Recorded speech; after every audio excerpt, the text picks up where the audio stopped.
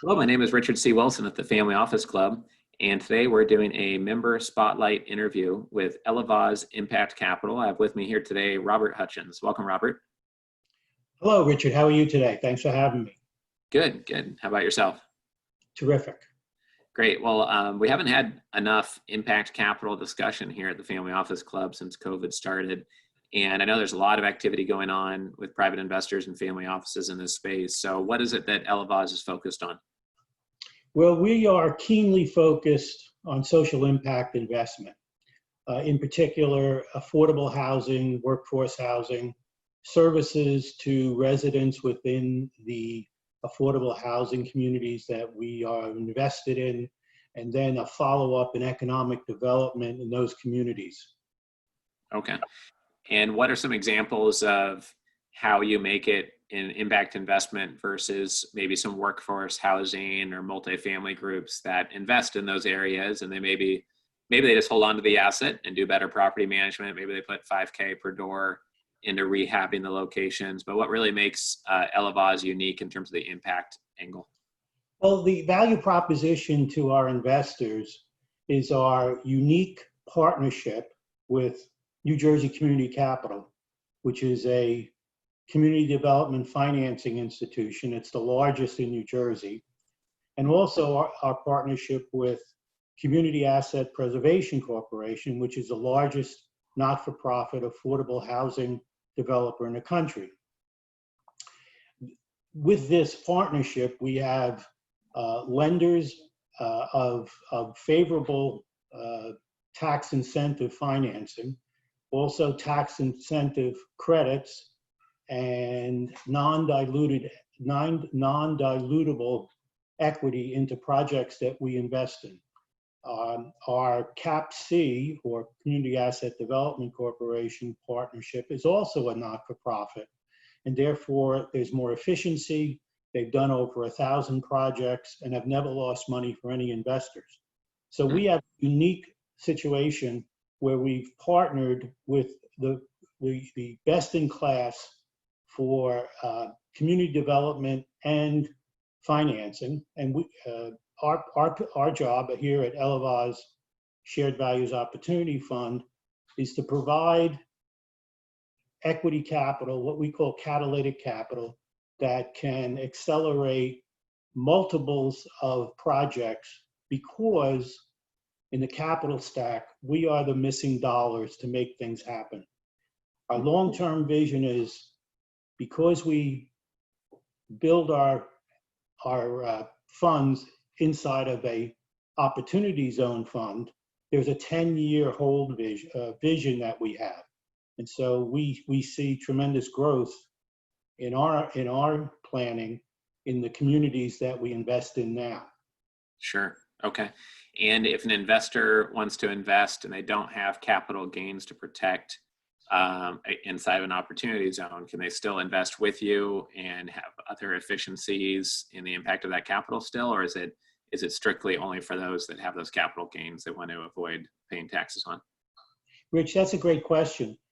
In some cases, because of my background as a CPA and tax advisor, I work with our angel investment network members who sometimes realize capital gains for the specific purpose of wanting to invest in a project that will have the very significant tax exclusion, discount, deferral benefits of an opportunity fund.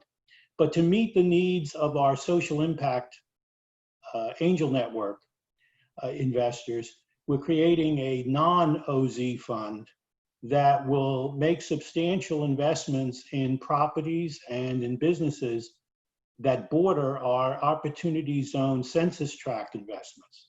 Therefore, our feeling is this, our vision is, if we're going to invest on the west side of the street and make this a beautiful community, then we should be investing on the east side of the street.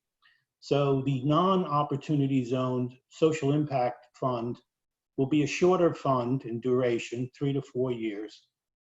And instead of a long hold period of rental income, it is a fund of acquisition, remodel, construction, and sale at affordable rates to eligible buyers. Our Right. partnership with the builder gives us tremendous efficiency in construction. Our partnership with New Jersey Community Capital gives us tremendous leverage in our lending, in our borrowing for construction, as well as assistance on the back end in selling the properties to eligible families. Sure, sure. Yeah, that makes sense. Okay. What is your kind of value add process on the opportunity zone side? When you identify an opportunity, there's always a lot of properties on the market, and you zero in on the one that you may work on or not, and you start going through due diligence and getting it under contract. Is there something, it seems like you have very unique financing, very unique setup and background. You have the opportunity zone lens. Underneath that, when you get down to the property level, what does that process look like, or what does that focus look like in terms of the type or size of workforce housing that you're looking at? Well, we finished one fund fully. It was oversubscribed, and we closed. It's the Newark Arts Commons, 88,000 square feet, former St. Michael's Hospital, transformed into workforce housing and arts center. We'll be closing with a 54-unit affordable housing in Trenton, and partnering with a local not-for-profit to manage that for us, probably within the next 90 days. A lot of our pipeline comes to us through our New Jersey Community Capital and Community Asset Preservation Corporation contacts. Right. With that. Cap C has properties in 5 different states. We're concentrating now in New Jersey, but we will be doing an affordable housing project in West Palm Beach within the next 90 days. That's innovative construction. We're pretty excited about that. Right. It's actually shipping container architecture, and wow. Really cool stuff. Yeah, I've heard about that, but never seen someone I know implementing that. So that's exciting. I'd like to keep in touch on that. Well, we're looking for innovation in what we do, not just in building, but Sure. also in services. Our partner in our Trenton affordable project will provide on-site childcare and other services. We're looking at property up in Patterson area, Passaic County, near one of the hospitals that may house chronically ill individuals, affordable housing, and partner with the hospital to provide clinical services within our building. Right. The most exciting project right now is our third fund, which is the multi-asset fund. And we'll be buying scattered sites along with our partner Cap C in New Jersey, Florida, Ohio, Maryland, New York, and constantly buying them, acquiring them, I should say. In some cases, we'll get them from the towns. They'll be handed to us. We'll pick up tax liens and pay them off. And we're going to turn them into attractive, quality, affordable housing. So we're really excited about that. We think we can do about 1,000 homes over the next 4 years in scattered sites, anywhere from 1 to 4 families. And we can really make a difference there. Yeah, no, that's interesting. We speak to so many, our team of 15 talks to thousands of real estate professionals a year, and I speak to hundreds and hundreds. And that's one fun thing about these member spotlight videos is we get to go a little bit more in depth with someone like yourself. And there's a lot of people that say they have a real estate investment firm or that they're doing opportunity zone stuff, but the fact that you have a CPA background, you oversubscribed your first fund and you're doing these like truly innovative things, and you're actually getting a lot done now despite COVID, are all, great things to hear and reasons to keep in touch that make me curious to want to keep in touch, because you're doing things that are unique, and it seems like you have that background which just aligns with doing it the right way and not just slapping together a opportunity zone fund, but something that needs an accounting brain to make sure it's actually done properly, right? Correct. Yeah, and I was a tax partner, so that was a big part of my workforce, was working with family offices, high net worth individuals. I had a subspecialty in as a certified valuation analyst, also Hmm. in valuing private equity deals. So I would be a consultant advisor to high net worth families in direct investing. And that's Great. one of the unique things about our opportunity fund and social impact fund, is we provide a vehicle for direct investing. There is no 20 to 30% carried interest on the back end. Right. We invest, I invest next to our angel investors. So it's very cost effective. We have a preferred equity return on funds 3 and 4 of about 6%, but we also have IRRs projected out to about 12%. And in some cases, maybe better.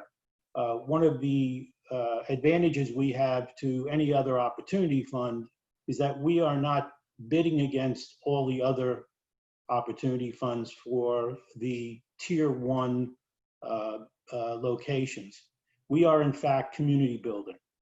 We go in, we look at communities, we walk the communities with the leadership and maybe a minister or the leader of a local not-for-profit housing corporation. And we talk to the residents and we get a feel for the community. We were just up in North Camden, where we saw a beautiful community right near the Ben Franklin Bridge that is in process of being remodeled into something very lovely. But they don't have the capital to continue. So we're going to come in, and because we can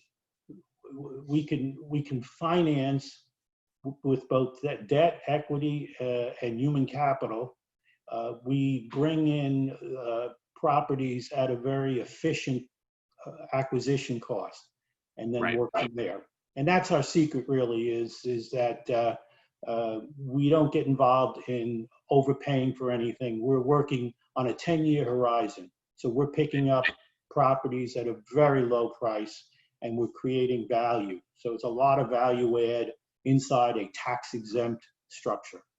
Right. And that's one thing I've seen emphasized by experts on qualified opportunity zones, is that just because something's tax efficient doesn't mean it's a good investment. So the thing actually has to have good merits to it as an investment, or you really just might be burning money in some made up scheme that someone got just to try to chase the momentum of the trend of opportunity zones. But the space has become busy enough that, as you know, if you don't have genuine value, then you're not going to be able to raise the capital anyways, is what I've been finding when talking to investors. So I just have 2 more questions before I wrap up. One is, what do you think is the best due diligence question for somebody to ask of any opportunity zone fund that they talk to? What's kind of a sharp question that'll cut through a lot of the clutter and get to the heart to whether there's any real meat there and any real value add being created within the offering? Well, I think the first question is, what will the investment look like in 10 years? Where is it? What's the 10-year vision? Because it's a 10-year hold, at least, in order to obtain the tax exclusion on the sale, the gain on the sale.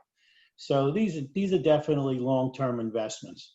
That's where we think that we are in a really good position for our investors, because we can see what's happening in 10 years, because we're going to be there on the ground making it happen. I also look, because my career has always been working for the client or the investor, I look at what the fee structures are. Our fees are very low in comparison to the commercial private equity market. As I said before, we don't have carried interest of 20 to 30%. We share our profits equally with our investor partners. We have an annual management fee of 1% of invested opportunity zone funds.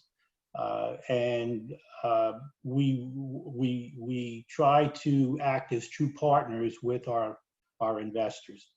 We do. We invest in every single deal that our investors invest in. So we're very unique. We're the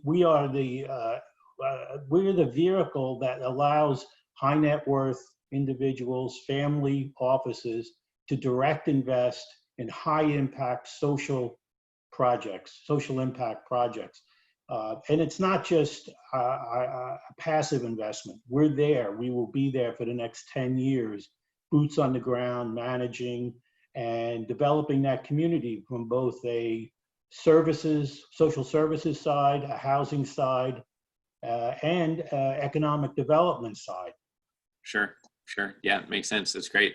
And in terms of the most powerful insight you could provide someone based on your background as a tax partner and now, running Ellavoz Impact Capital, what's kind of a $100,000 piece of advice that we could leave people with that would be really powerful for them to hear? Well, I think any investment that I evaluate the risk involved.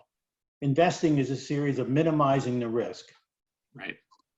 There is 1/3 the available affordable housing each year that is needed. That means that we are in the business of providing a product that there's 3 people in line that need for every one that's available.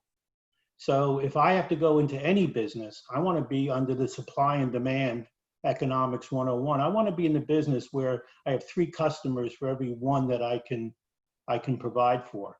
I hope someday that there are 3 housing units for every 3 people in line. To have 1 for 3 is not acceptable as a community and as a nation. So we think over the next 10 years, and I think it's going to be a tumultuous 10 years. We're going through the breakdown of globalization. We have had political division. Some of our cultural norms have been broken down. If I'm thinking about where I want to invest my children and grandchildren's money over the next 10 years, I think we offer probably the best new asset class there is. Right. Go ahead. Yeah.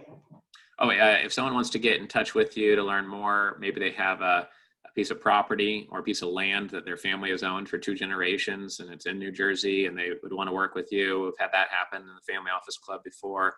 Or if they want to look at, potentially working with you or investing with you guys, what's the best way to learn more and get in touch directly with you? Well, they can call me directly at my cell phone, 908-330-2029.